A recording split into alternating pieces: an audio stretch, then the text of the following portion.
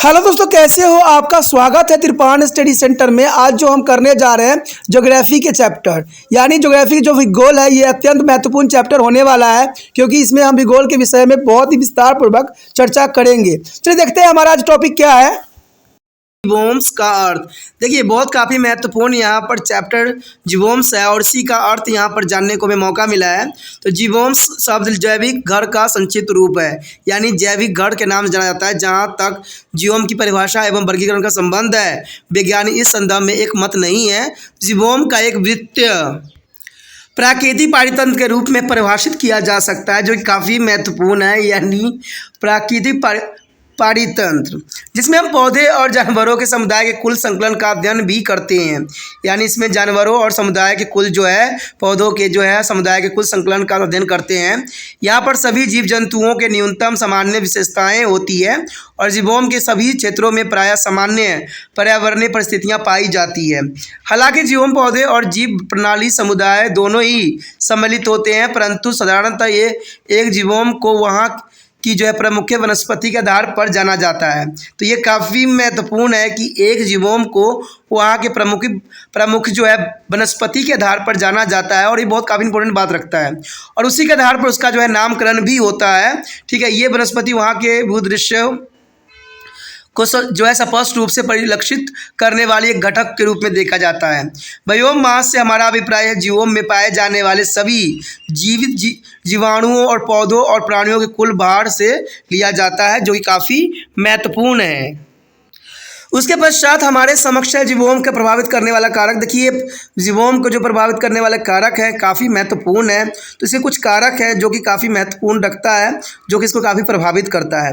बहुत से कारक हैं जो जीवोम का आकार, स्थिति और उसकी विशेषताओं को प्रभावित करते हैं, और महत्वपूर्ण कारक जो है इनमें से कुछ यहाँ पर दिया हुआ है।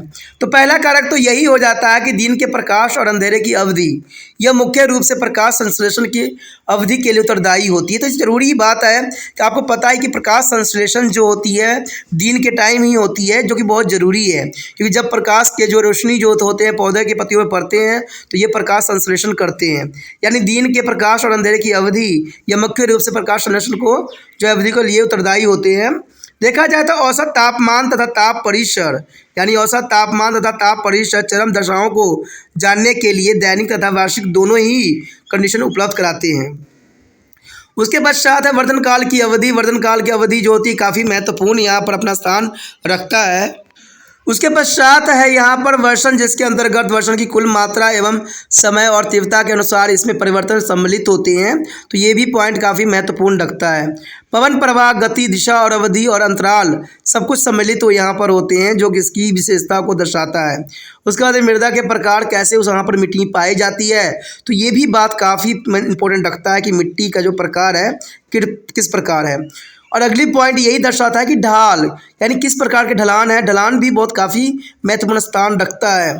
उसके पश्चात अफवाह तंत्र भी, ड्रेनेज सिस्टम भी काफ़ी महत्वपूर्ण यहाँ रखता है। और अन्य पौधे पशुओं की जातियाँ, कि वहाँ पर किस प्रकार के पौधे और पशु जो है वहाँ पर रहते हैं, तो ये भी चीज़ काफ़ी प्रभावित करने वाले कारक हो सकते हैं।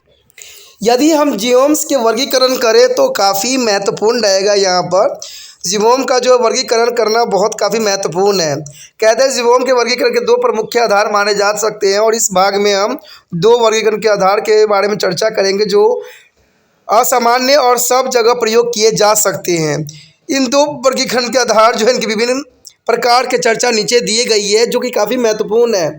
अगर हम पहले की बात करें तो जलवायु के आधार पर निम्न सदरता की उपलब्धता पर विशेष बल दिया गया है, यानी जलवायु के आधार पर जिसमें आर्द्रता की उपलब्धता पर विशेष बल दिया गया है।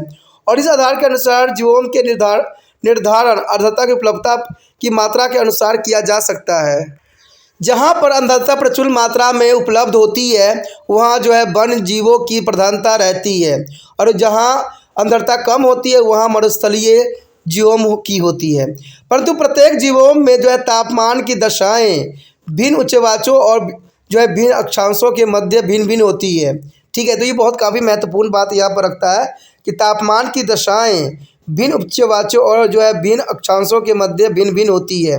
परिणाम स्वरूप प्रत्येक जीवों को उस विभाग में बांटने की आवश्यकता पड़ती है, और इस वर्गीकरण के अनुसार जीवोम के 4 प्रमुख प्रकार जो यहाँ दिए गए हैं काफ़ी महत्वपूर्ण है। एक तो होता है वन जीवोम, दूसरा है सवाना जीवोम और तीसरा जो है घास भूमि जीवोम और मरुस्थलीय जीवोम। देखिए काफ़ी महत्वपूर्ण है और इसके बारे में जानना काफ़ी दिलचस्प रहेगा और हम जानेंगे भी कि वन जीवोम, सवाना जीवोम्स और घास भूमि जीवोम्स और जो है मरुस्थलीय जीवोम्स में क्या विशेषता और किस क्षेत्र में ये पाए जाते हैं।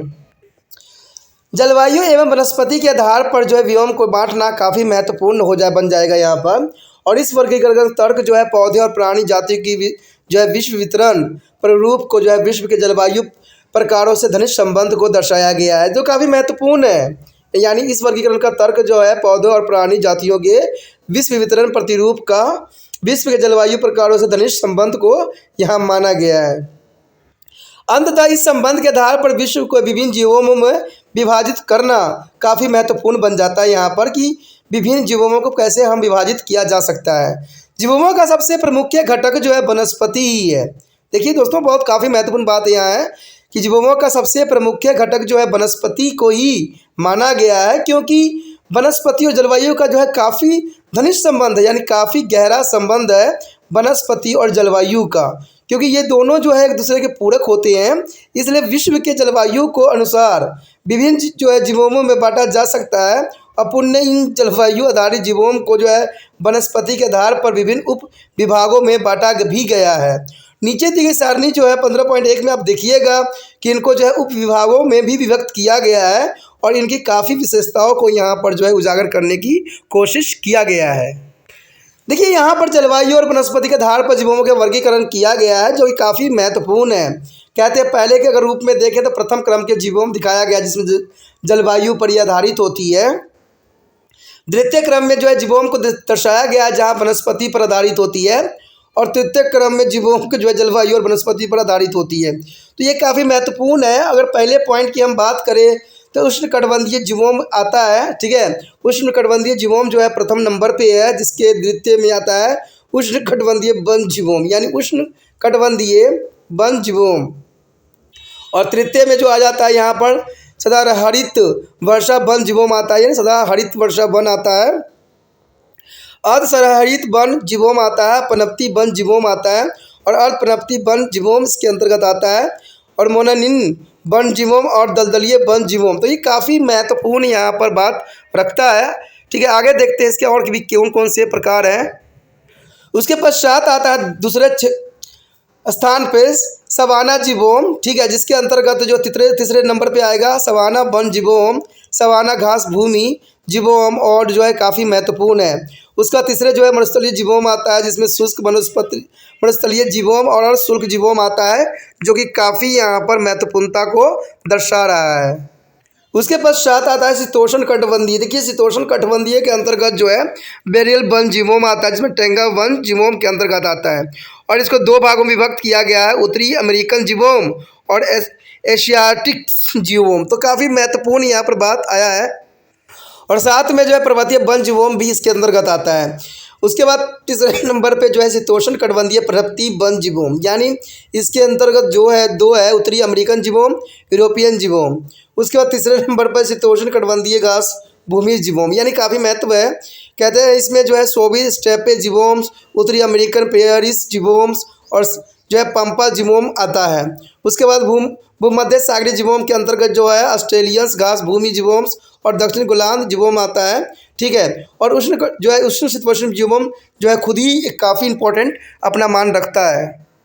उसके पश्चात आता है टुंडा जीवोम, जिसके अंतर्गत जो है अंटार्कटिका टुंडा जीवोम आता है, यानी अंटार्कटिका टुंडा जीवोम आता है, और स्पाइंस टुंडा जीवोम्स आता है, जो कि काफ़ी महत्वपूर्ण है। कहते हैं इसमें बिल्कुल स्पष्ट हो गया इस सारणी को देखने के बाद इसके नाम से कि विश्व के विभिन्न भागों में बहुत से जीवोम पाए जाते हैं, इसमें कोई दो राय नहीं है। और विस्तृत अध्ययन के लिए 3 जीवोम अर्थात प्रत्येक जलवायु कटिबंधियों से एक जीवोम को चुना गया है। तो ये काफ़ी महत्वपूर्ण रहेगा। यहाँ पर जो है 3 दिखाए गए 3 जीवोम, जिसमें सदाहरित वर्षा वन जीवोम काफ़ी महत्वपूर्ण है, शीतोष्ण कटिबंधीय घास भूमि जीवोम्स और अंटार्कटिका टुंडा जीवोम्स, ये काफ़ी महत्वपूर्ण है। और आगे हम इन्हीं के जो है चर्चा करेंगे और जानने की कोशिश करेंगे कि इसका क्या महत्व है।